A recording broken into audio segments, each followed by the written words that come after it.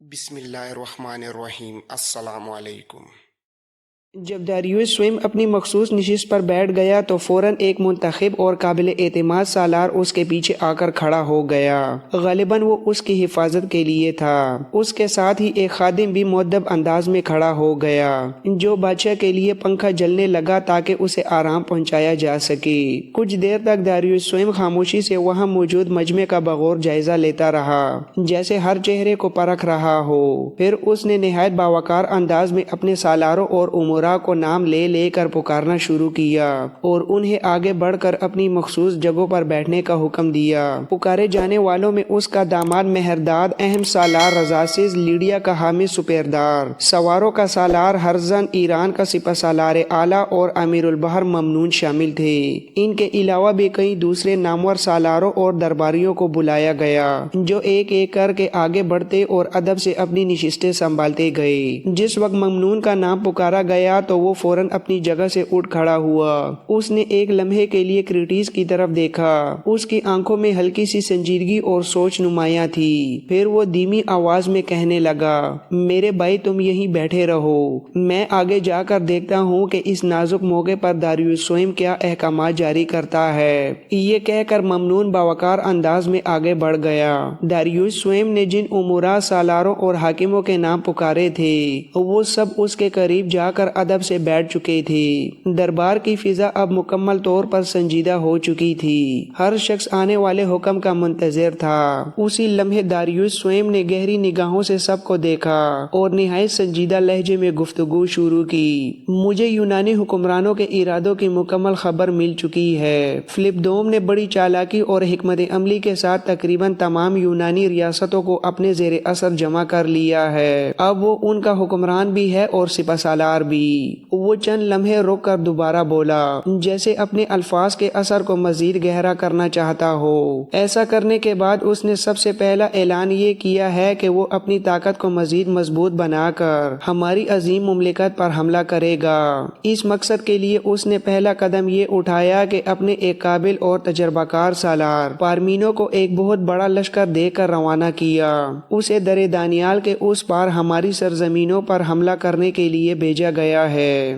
دربار میں بیٹھے تمام لوگ ہمتن گوش تھے۔ داریوش سوئم کی آواز میں اب واضح سختی آ چکی تھی اور اب وہ یونانی سالار ہماری حدود میں داخل ہو چکا ہے۔ یہاں تک کہہ کر داریوش اچانک خاموش ہو گیا۔ دربار میں ایک لمحے کے لیے گہری خاموشی چھا گئی۔ اس نے آہستہ آہستہ اپنی نگاہیں اٹھائیں اور سیدھا ممنون کی طرف دیکھنے لگا۔ اس کی نظریں گہری اور پرکھنے والی تھیں، جیسے وہ ممنون کے حوصلے اور وفاداری کو جانچ رہا ہو۔ چند لمحے اسی خاموشی میں گزرے اور پھر وہ بولا، ممنون، یہاں موجود تمام امورا اور سالار اس بات سے بخوبی واقف ہیں کہ تم ہی میرے سب سے زیادہ قابل اعتماد اور بھروسے مند سپہ سالار ہو۔ یہ الفاظ سن کر دربار میں بیٹھے کئی لوگوں کے چہروں پر ہلکی سی حیرت اور کچھ کے دلوں میں حسد کی جھلک بھی ابھری، مگر کوئی کچھ نہ بول سکا۔ داریوش نے اپنا لہجہ مزید مضبوط کرتے ہوئے حکم دیا، یونانیوں کے سالار پارمینو کو روکنے کے لیے میں تمہیں نامزد کرتا ہوں۔ تم فوراً ایک مضبوط لشکر کے ساتھ اس کی طرف پیش قدمی کرو اور اسے ہماری سرزمین سے نہ صرف پیچھے دھکیل دو بلکہ ایسی شکست دو کہ وہ دوبارہ ہماری طرف رخ کرنے کی ہمت بھی نہ کر سکے۔ یہ حکم سن کر دربار کی فضا میں ایک نئی سنسنی دوڑ گئی اور سب کی نظریں اب ممنون پر جم چکی تھیں۔ داریوش کچھ لمحوں کے لیے رکا، جیسے اپنے خیالات کو مزید ترتیب دے رہا ہو، پھر نہایت سنجیدہ اور باوقار انداز میں اپنی بات کو آگے بڑھاتے ہوئے کہنے لگا، یہ فیصلہ فی الحال ایک عارضی اور وقتی نوعیت کا ہے، لیکن اگر اس کے بعد بھی یونان کے حکمران اپنی پوری طاقت اور بھرپور تیاری کے ساتھ ہماری عظیم مملکت پر حملہ آور ہونے کی جسارت کرتے ہیں تو اس صورت سے نمٹنے کے لیے میں نے ایک مکمل منصوبہ ترتیب دیا ہے۔ اگر تم میں سے کسی کو اس پر کوئی اعتراض ہو یا کوئی بہتر رائے ہو تو وہ بلا جھجک سامنے آ کر اپنی بات کہہ سکتا ہے۔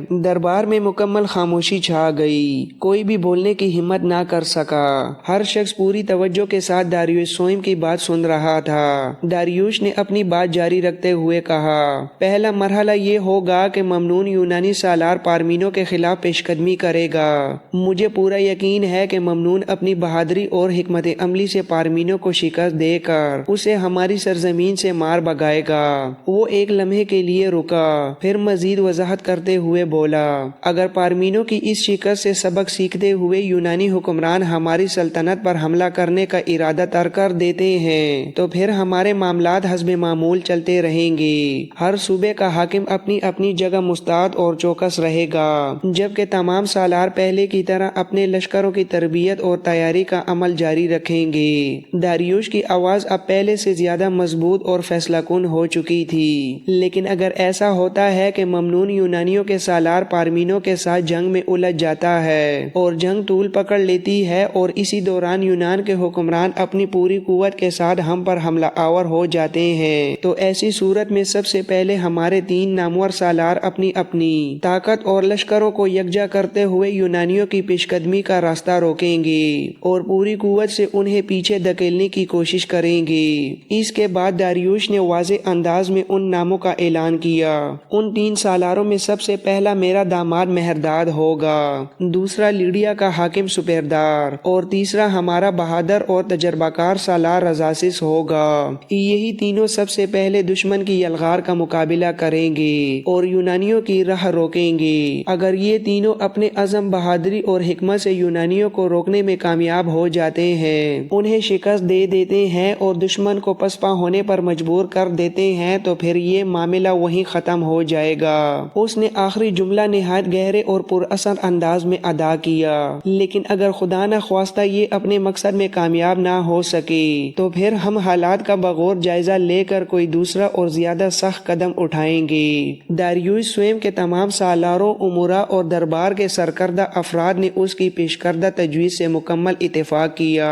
دربار میں ایک لمحے کے لیے اطمینان کی فضا پیدا ہو گئی، جیسے سب کو ایک واضح حکمت عملی مل گئی ہو۔ اسی موقع پر ممنون آہستہ سے آگے بڑھا اور نہایت ادب کے ساتھ داریوش سوئم کو مخاطب کرتے ہوئے کہنے لگا، شہنشاہ محترم، اگر اجازت ہو تو میرے پاس ایک اہم تجویز ہے۔ میرا خیال ہے کہ اگر اس پر صحیح طریقے سے عمل کیا جائے تو ہم یونانیوں کو اپنی سرزمینوں پر حملہ آور ہونے سے پہلے ہی روک سکتے ہیں۔ داریوش سوئم نے ہلکی سی مسکراہٹ کے ساتھ ممنون کی طرف دیکھا، اس کی آنکھوں میں دلچسپی صاف جھلک رہی تھی۔ پھر اس نے نہایت پرسکون لہجے میں کہا، کہو ممنون، تمہارے ذہن میں کیا منصوبہ ہے؟ ممنون نے گہری سانس لے کر پوری سنجیدگی کے ساتھ داریوش کی آنکھوں میں دیکھتے ہوئے کہا، یونانیوں کا سپہ سالار پارمینو ہماری حدود میں داخل ہو چکا ہے اور اس کا مقابلہ کرنے کے لیے میں یہاں سے روانہ ہوتے ہی اپنے لشکر کے ساتھ پیش قدمی کروں گا۔ لیکن میرا خیال ہے کہ ہمیں صرف دفاع پر اکتفا نہیں کرنا چاہیے، بلکہ دشمن کو حیران کرنے کے لیے ایک ایسا قدم اٹھانا چاہیے جس کا وہ تصور بھی نہ کر سکے۔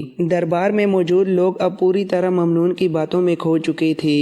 وہ مزید پر اثر انداز میں بولا، جب یونانی حکمران اپنی پوری طاقت کے ساتھ ہماری مملکت پر حملہ آور ہونے کے لیے آگے بڑھیں تو ہمیں بھی اس کے جواب میں ایک غیر معمولی قدم اٹھانا ہوگا۔ آپ بخوبی جانتے ہیں کہ جب یونانی ہماری سرزمینوں کی طرف بڑھیں گے تو انہیں سب سے پہلے ابنائے دانیال کو عبور کرنا ہوگا۔ یہی وہ مقام ہے جہاں ہم انہیں حیران کر سکتے ہیں۔ میری تجویز یہ ہے کہ جیسے ہی یونانی اپنی فوج کے ساتھ ابنائے دانیال کو عبور کرنے لگیں، اسی وقت ہم بھی اپنے بحری بیڑے کو حرکت میں لے آئیں۔ وہ ایک لمحے کے لیے رک کر دوبارہ نہایت اعتماد کے ساتھ بولا، یہ ذمہ داری آپ میرے سپرد کریں۔ میں اپنے بحری بیڑے کو سمندر میں لے جا کر ایسا وار کرنا چاہتا ہوں جو یونانیوں کے لیے ناقابل تصور ہو۔ جب وہ ابنائے دانیال عبور کر کے ہماری سرزمین میں داخل ہوں تو اسی وقت میں سمندر کا راستہ اختیار کرتے ہوئے سیدھا یونان کی سرزمین پر حملہ آور ہو جاؤں، تاکہ دشمن کو اس کے اپنے گھر میں جا کر ایسا جھٹکا دیا جائے کہ وہ ہماری طرف بڑھنے کا حوصلہ ہی کھو بیٹھے۔ یہ سن کر دربار میں ایک لمحے کے لیے سنسنی کی لہر دوڑ گئی، کیونکہ یہ محض دفاع نہیں بلکہ دشمن کے دل پر حملہ کرنے کی ایک جرأت مندانہ اور غیر معمولی حکمت عملی تھی۔ جب یونانی ہماری سرزمینوں میں داخل ہو جائیں گے اور انہیں یہ خبر ملے گی کہ ہم نے ان کی اپنی سرزمین پر حملہ کر دیا ہے، تو میں آپ کو یقین دلاتا ہوں کہ ان کے پاؤں تلے سے زمین نکل جائے گی، وہ گھبراہٹ اور خوف کا شکار ہو جائیں گے۔ ہمارے علاقوں میں مزید پیش قدمی کرنے کی بجائے وہ فوراً اپنی سرزمین کی حفاظت کے لیے دوبارہ آبنائے دانیال کو عبور کر کے واپس پلٹ جائیں گے، اور اتنی دیر میں اپنے لشکر کے ساتھ یونان کی مختلف ریاستوں پر کاری ضرب لگا چکا ہوں گا، اور پھر مناسب وقت دیکھ کر واپسی کا سفر بھی شروع کر دوں گا۔ جب یونانی لشکر واپس اپنی سرزمین پر پہنچے گا تو وہ وہاں تباہی اور بربادی کا وہ منظر دیکھے گا جو ہم چھوڑ کر آئیں گے۔ وہ اپنی طاقت جنگ میں لگانے کی بجائے کافی عرصہ اس تباہی کے اثرات کو مٹانے میں صرف کریں گے، اور مجھے پورا یقین ہے کہ اس کے بعد شاید اہل یونان دوبارہ ہم پر حملہ کرنے کی ہمت اور جرأت نہ کر سکیں۔ یہ کہہ کر ممنون خاموش ہو گیا۔ دربار میں ایک لمحے کے لیے گہری خاموشی چھا گئی۔ سب کی نظریں اب داریوس سوئم پر جم چکی تھیں، جو نہایت غور اور سنجیدگی سے ممنون کو دیکھ رہا تھا۔ چند لمحوں بعد داریوس سوئم نے گہری سانس لے کر نہایت نرم مگر باوقار لہجے میں کہا، ممنون، تم صرف میرے لشکر کے سپہ سالار اعلیٰ اور امیر البحر ہی نہیں ہو بلکہ میرے قریبی اور عزیز لوگوں میں بھی شمار ہوتے ہو۔ تم نے جو تجویز پیش کی ہے بلا شبہ وہ نہایت جرأت مندانہ اور غیر معمولی ہے، لیکن میں تمہیں اس پر عمل کرنے کی اجازت نہیں دے سکتا۔ دیکھو ممنون، یہ ایک انتہائی نازک اور خطرناک مرحلہ ہے۔ میں تمہیں کسی بھی صورت خطرے میں ڈالنا نہیں چاہتا۔ تم میری فوج کا سب سے قیمتی اثاثہ ہو اور میں تمہیں کھونا برداشت نہیں کر سکتا، اسی لیے میں تمہاری اس تجویز کو قابل عمل نہیں سمجھتا اور اسے منظور نہیں کرتا۔ یہ الفاظ سن کر دربار کی فضا ایک بار پھر بدل گئی۔ جہاں کچھ لمحے پہلے جوش اور جرأت کی چمک تھی، اب وہاں ایک دباؤ اور خاموشی چھا گئی تھی، جیسے کسی بڑے موقع کو خود ہی روک دیا گیا ہو۔ اسی موقع پر یوں ہوا کہ داریوس سوئم نے ممنون کی پیش کردہ تجویز کو صاف طور پر رد کر دیا، لیکن تاریخ کے اس نازک موڑ پر اگر داریوس سوئم اس تجویز کو قبول کر لیتا اور ممنون کو اپنے بحری بیڑے کے ساتھ کارروائی کا حکم دے دیتا اور وہ عین اسی لمحے یونان پر حملہ آور ہو جاتا جب سکندر اعظم آبنائے دانیال کو عبور کر کے ایشیا کی سرزمین میں داخل ہوا تھا، تو ممکن ہے تاریخ کا دائرہ ہی بدل جاتا۔ ایسی صورت میں یقینی طور پر سکندر اعظم اپنی پیش قدمی جاری رکھنے کی بجائے فوراً پلٹتا اور اپنے لشکر کے ساتھ یونان کی حفاظت کے لیے واپس لوٹ جاتا۔ شاید وہ عظیم فتوحات جنہوں نے دنیا کی تاریخ کا رخ موڑ دیا کبھی وقوع پذیر ہی نہ ہوتی، اور آج ایران اور یونان دونوں کی تاریخ ایک بالکل مختلف شکل میں ہمارے سامنے ہوتی، لیکن تقدیر کو کچھ اور ہی منظور تھا۔ بہرحال ممنون کی تجویز کو مسترد کرنے کے بعد بھی دربار کی سرگرمیاں ختم نہیں ہوئیں۔ داریوس سوئم کافی دیر تک اپنے امراء اور سالاروں کو مختلف اہم احکامات جاری کرتا رہا۔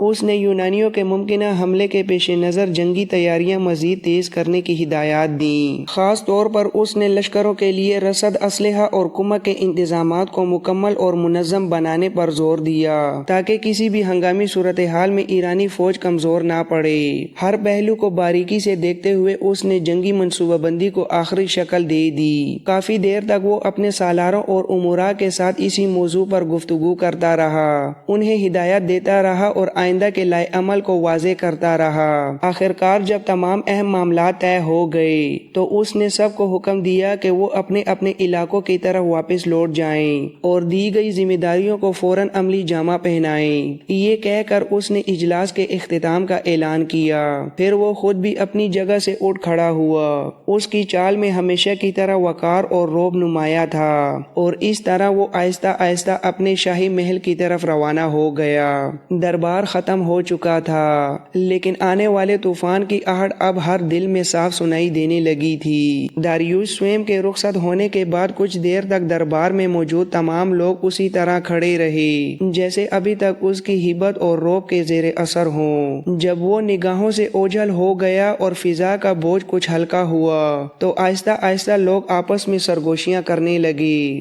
دربار کی سنجیدگی اب دھیرے دھیرے معمول کی گفتگو میں بدل رہی تھی۔ اسی دوران کرٹیز نے ممنون کی طرف دیکھا، اس کے چہرے پر ہلکی سی مسکراہٹ تھی۔ وہ قدرے قریب آ کر بولا، بھائی ہم یہاں سے واپس کب روانہ ہوں گے؟ ممنون نے اس کی طرف غور سے دیکھا، پھر ہلکے سے مسکرا کر بولا، کیوں، کیا کوئی خاص معاملہ ہے؟ کرٹیس نے مسکراتے ہوئے سر ہلایا اور نہایت دوستانہ انداز میں جواب دیا، نہیں، کوئی خاص بات نہیں۔ میرا خیال یہ ہے کہ اگر آپ فوراً یہاں سے واپسی کا ارادہ رکھتے ہیں تو میں کچھ نہیں کہوں گا، لیکن اگر آپ آج کی رات یہاں ٹھہرنے والے ہیں، چونکہ میں پہلی بار یہاں آیا ہوں، میں چاہوں گا کہ اس عظیم جگہ کے کچھ اہم مقامات بھی دیکھ لوں، اگر آپ اجازت دیں تو، ورنہ میں آپ کے ساتھ فوراً روانہ ہونے کے لیے تیار ہوں۔ وہ ابھی اپنی بات مکمل ہی کر رہا تھا کہ ممنون نے ہنستے ہوئے اس کے منہ پر ہاتھ رکھ دیا، جیسے اس کی بات کو وہیں روک دینا چاہتا ہو، پھر محبت بھرے انداز میں بولا، میرے بھائی تم بلا وجہ فکر نہ کرو، ہم آج رات ہی یہاں سے کوچ کریں گے، لیکن روانگی سے پہلے میں خود تمہیں یہاں کے اہم مقامات ضرور دکھاؤں گا۔